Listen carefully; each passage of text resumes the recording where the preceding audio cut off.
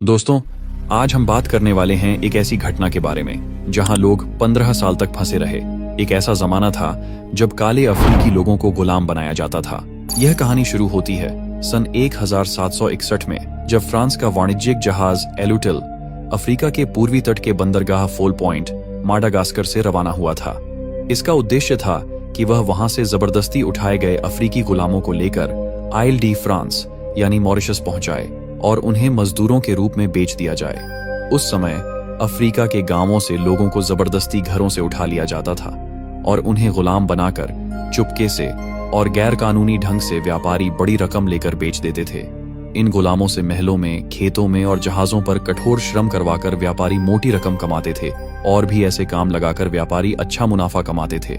उसी युग में गोरे अमेरिकन लोग आजाद रहते थे और काले अफ्रीकी लोग गुलाम माने जाते थे। लुतील पर कुल 160 अफ्रीकी गुलाम पुरुष, महिलाएं और बच्चे सवार थे तथा जहाज पर 142 फ्रांसीसी नाविक और अधिकारी मौजूद थे। जहाज की कमान जीन डी ला फार्गू के हाथ में थी और नेविगेशन की जिम्मेदारी बार्थेलेमी कैस्टेलान दु वेर्ने के पास थी। उनका मार्ग फाउल पॉइंट, माडागास्कर से मॉरिशस तक था और समुद्री परिस्थितियों के अनुसार यह आमतौर पर 4 से 6 दिन का कठिन सफर माना जाता था। जहाज भारी भरी हुई स्थिति में खाद्य सामग्री, साधन और गुलामों के साथ समुद्र में आगे बढ़ा। मॉरिशस पहुंचने से पहले समुद्र में एक छोटा निर्जन द्वीप था जिसका नाम ट्रोमिलिन आइलैंड था। यह द्वीप फाउल पॉइंट, माडागास्कर से लगभग 570 किलोमीटर दूर समुद्र में स्थित था। मार्ग में आते हुए 31 जुलाई 1761 की रात तेज तूफान के समय लुतील उस द्वीप के पास फैले रीफ से टकरा गया। जहाज रीफ के समीप ही क्षतिग्रस्त हुआ और डूब गया। जहाज डूबते समय बहुत भरा हुआ था और उसके निचले हिस्से जल्दी पानी में दब गए। नीचे डेक में बंद कई अफ्रीकी गुलाम बाहर नहीं निकल पाए और उनमें से अधिकांश डूबकर मरे क्योंकि वे जहाज के सबसे निचले और घने हिस्से में बंद थे।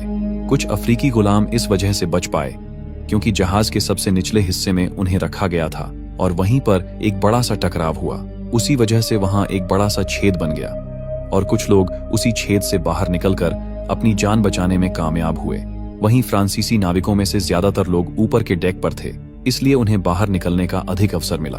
जो भाग्यशाली बचे उन्हें टूटे तख्तों, बैरल और लकड़ी के टुकड़ों को पकड़कर समुद्र में तीव्र लहरों से लड़ना पड़ा और वे तैरते हुए ट्रोमेलिन के किनारे पहुंचे। इस संघर्ष के बाद कुल मिलाकर 122 फ्रांसीसी नाविक और 60 अफ्रीकी गुलाम किनारे पर सुरक्षित पहुंचने में सफल हुए। डूबते जहाज पर मौजूद गोरे नाविक और अधिकारी जिनके पास जहाज पर नियंत्रण था, जीवित बचे 60 अफ्रीकी गुलामों से कहा कि वे जहाज के पास जाकर जितना भी उपयोगी सामान हो उसे द्वीप के किनारे तक ले आए। इन गुलामों ने समुद्री जानवरों और भयावह लहरों के बावजूद बहादुरी दिखाई और 2 घंटे के भीतर जितना संभव था वह सब सामान किनारे तक पहुंचा दिया। जो लोग किनारे पहुंचे वे थक हारे और सदमे में थे। उन्हें यह पता नहीं था कि वही छोटा सा द्वीप उनके लिए अगले 15 सालों तक घर बन जाएगा। जहाज का डूबना, अफ्रीकी गुलामों का जबरन उठाया जाना और उन लोगों का समुद्र में तैरकर किनारे पहुंचना, ये सब मिलकर एक ऐसी त्रासदी थी जिसका असर वर्षों तक रहा।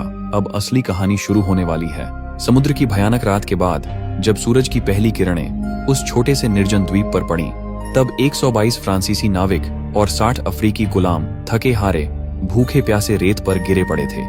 उनके शरीर पर नमक की परत जम चुकी थी और चेहरों पर एक ही सवाल था, अब क्या? जहाज लुतील के डूबने के बाद जो थोड़ा बहुत सामान बचाया जा सका वही अब उनकी उम्मीद थी। उसमें था थोड़ा सूखा मांस, आटा, रोटी, शराब और कुछ पानी, मगर इतने लोगों के लिए यह राशन मुश्किल से 10 दिन भी नहीं चल सकता था। कप्तान ने आदेश दिया कि हर व्यक्ति को दिन में केवल एक बार सीमित मात्रा में भोजन दिया जाए। पहले 2 दिन किसी तरह गुजर गए, लेकिन तीसरे दिन असली संकट शुरू हुआ। पानी लगभग खत्म हो चुका था। चारों ओर सिर्फ खारा समुद्र और धधकती रेत थी। कई लोग प्यास से बेहाल होकर समुद्र का पानी पीने लगे, लेकिन उससे उनकी हालत और बिगड़ गई। तभी कुछ अफ्रीकी गुलामों ने, जिन्होंने कठिन परिस्थितियों में जीना सीखा था, एक उपाय सुझाया। उन्होंने द्वीप के बीचों बीच खुदाई शुरू की। घंटों की मेहनत के बाद जब गीली मिट्टी दिखाई दी और फिर नीचे से मीठे पानी की धार निकली तो सभी के चेहरे पर उम्मीद लौट आई। वह पानी समुद्र का ही था, मगर रेत की परतों से छनकर पीने लायक बन गया था। अब जीवन धीरे धीरे पटरी पर लौटने लगा, मगर उनके पास अब भी एक ही सवाल था, क्या कोई हमें बचाने आएगा? कप्तान ने निश्चय किया कि उन्हें खुद ही रास्ता निकालना होगा। तभी फैसला हुआ कि डूबे हुए लुतले जहाज के बचे हिस्सों से एक नया जहाज बनाया जाए ताकि कुछ लोग जाकर मदद ला सकें। उन्होंने टूटे तख्तों, रस्सियों और पालों से 2 महीने की कठिन मेहनत के बाद एक जहाज तैयार किया।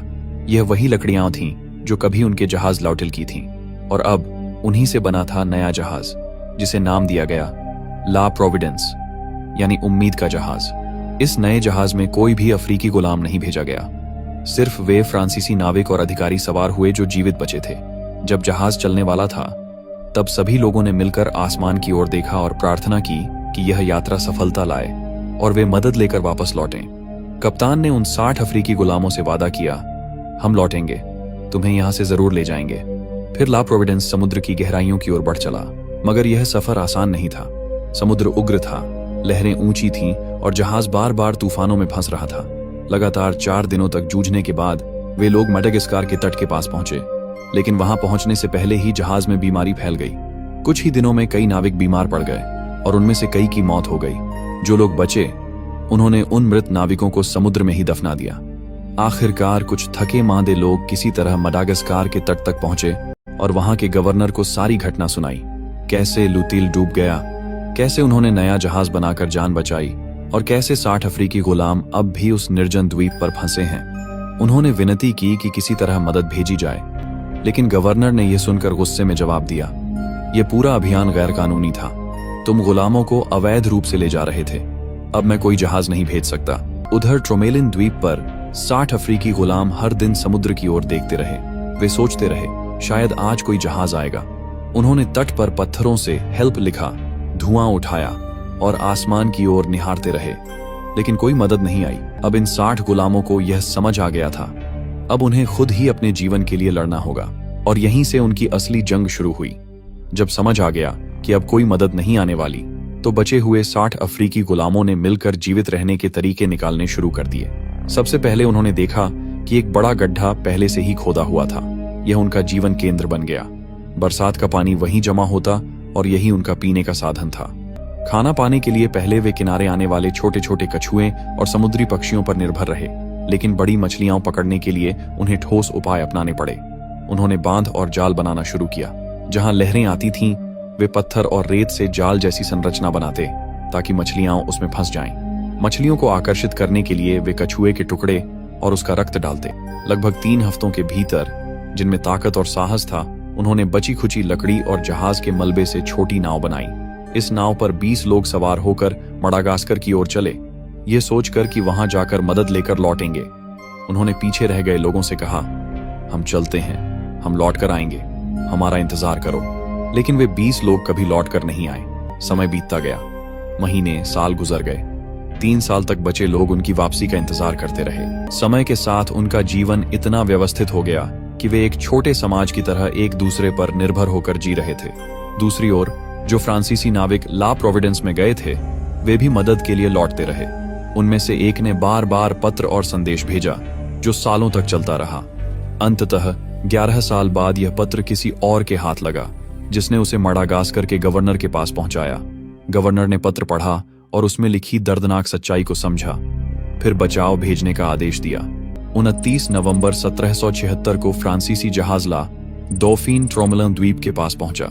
कप्तान जैक्स मरी बोदैन दे ट्रोमेलिन स्वयं द्वीप पर उतरे, और जो दृश्य उन्होंने देखा उसने सभी को हैरान और स्तब्ध कर दिया। जहां कभी 60 लोग जिए थे, वहां अब केवल 7 महिलाएं और एक नन्हा बच्चा ही बचे थे। महिलाएं अपने रेत घरों के बीच खड़ी, हाथ में पुराने थाली बर्तन लिए थीं। जब नाविकों ने महिलाओं और बच्चे को जहाज पर बिठाया, तो सभी के चेहरे पर हैरानी और आंसू थे। यह दृश्य शब्दों में बयां करना मुश्किल था। ला डॉफिन ने उन 7 महिलाओं और बच्चे को मॉरिशियस, तत्कालीन इले दे फ्रांस, ले जाया। वहां गवर्नर ने उनकी सुरक्षा और आजादी सुनिश्चित की। बच्चे का नाम रखा गया और उसकी परवरिश की गई। महिलाओं को सुरक्षा और सहारा मिला।